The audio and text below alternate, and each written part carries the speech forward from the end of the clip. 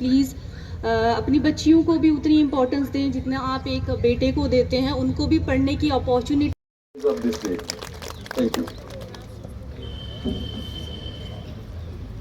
Thank you so much sir for your inspiring words. मैं साथ साथ यहाँ ये भी मैसेज देना चाहती हूँ कि रजौरी में ने अभी हमें बताया कि स्टेज पे आप देख पा रहे हैं विमेंस भी हैं हमारे बीच।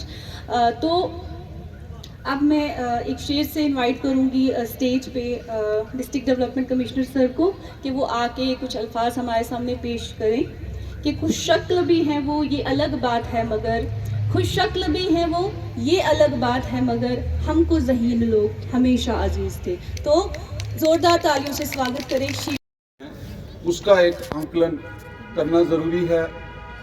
दूसरा, इस शोबे में आगे क्या क्या चैलेंजेस हैं हमारे, उसके बारे में सोचने की ज़रूरत है।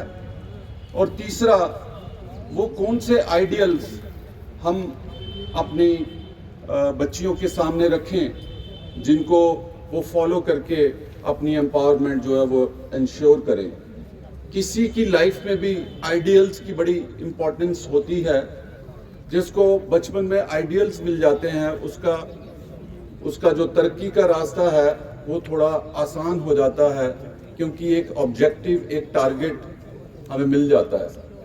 अक्सर हम जब बात करते हैं तो हम बच्चियों के लिए जब टारगेट की बात करते हैं तो एग्जाम्पल्स हम बीच में कुछ ऐसी भी दे देते हैं, कहीं मिस यूनिवर्स और कहीं मिस वर्ल्ड। हालांकि वो भी एक इम्पॉर्टेंट फील्ड है और उसमें भी जाना ज़रूरी है, लेकिन हम भूल जाते हैं कि कहीं ना कहीं हमें एग्जाम्पल जो है वो मलाला यूसुफजई की भी देनी चाहिए, कहीं ना कहीं हमें झलकारी बाई की भी। इंटरनेशनल डे फॉर विमेन 2025 ये 8 मार्च को पूरे विश्व भर में मनाया जाता है। और ये दिन इसलिए ज़रूरी है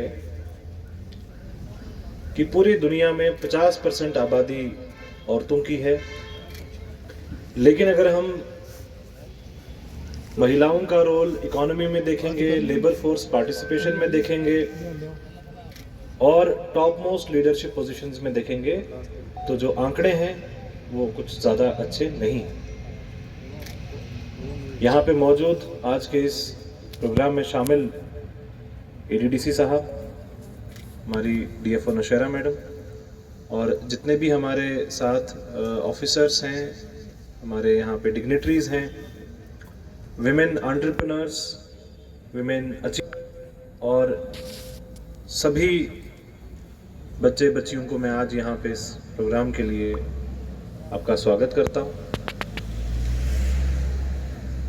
बहुत सारी बातें हम लोग करते हैं, यहाँ पे बहुत सारी स्पीचेस हुई फीमेल एम्पावरमेंट, विमेन एम्पावरमेंट के बारे में, जेंडर को समझने के बारे में, डिस्क्रिमिनेशन के बारे में। लेकिन अगर हम बात करते हैं एक नॉर्मल हाउस होल्ड की, किसी भी एक नॉर्मल घर की,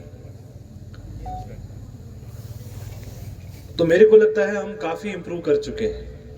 आज से 20 साल पहले या 10 साल पहले जो सिचुएशन थी वो आज वैसी नहीं है। अगर हम क्लासरूम्स की बात करेंगे और एकेडमिक्स की बात करेंगे तो हर बार जो मेरिट लिस्ट आती है उसमें 50% से ज़्यादा जो मेरिट लिस्ट में हैं वो बच्चियां रहती हैं और वो नंबर बच्चों से ज़्यादा है। इसके लिए ज़ोरदार तालियां।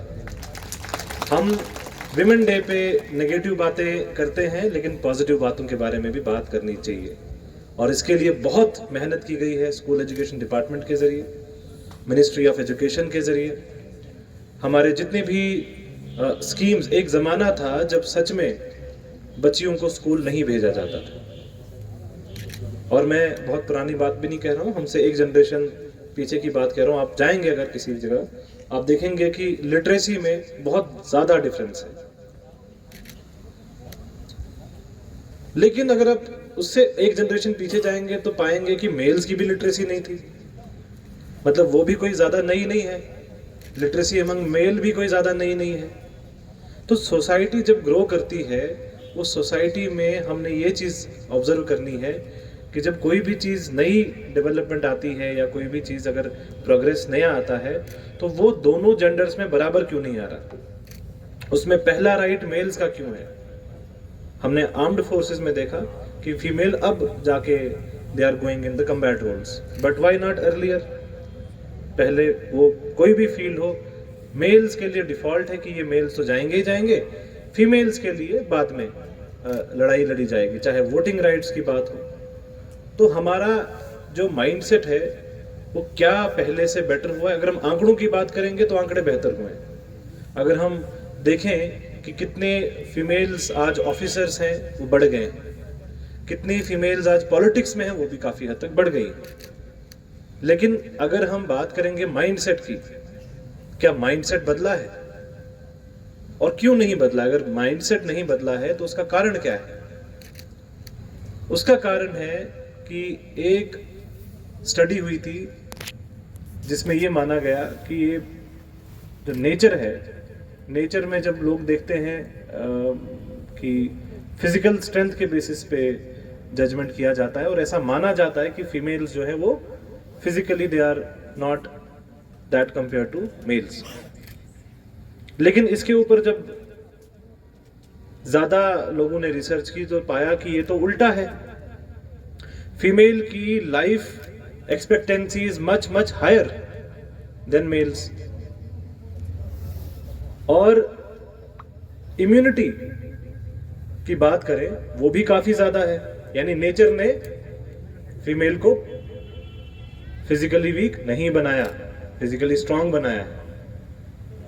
अब फिजिकली स्ट्रेंथ हम वीकनेस हम किसको मानते हैं वो एक डिफरेंस है, स्ट्रेंथ और वीकनेस किसको मानते हैं वो एक डिफरेंस है। और दूसरी चीज, हम जब सोसाइटी की बात करते हैं हम एक बहुत जनरलाइज्ड कंपैरिजन करते हैं। हम सीधा सीधा ये बात करते हैं कि भाई पैट्रियार्की है, लेकिन हमें ये समझना चाहिए हम किस सोसाइटी की बात कर रहे हैं। जो मिल्क की प्रोडक्शन और उसकी सेल में इन्वॉल्व हैं, और females they go and sell the milk in the market, that is empowerment. Why do we always say that there is patriarchy when we should see that there is this economic participation of women even in the nomadic society.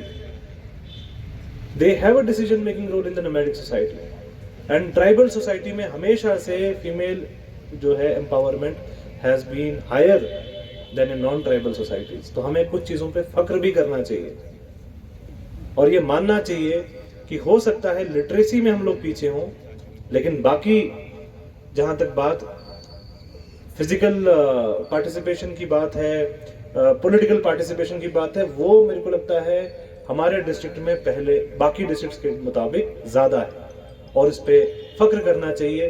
तो एक ज़ोरदार तालियां रजौरी की महिलाओं के लिए। सब अपने अपने लिए ज़ोर से।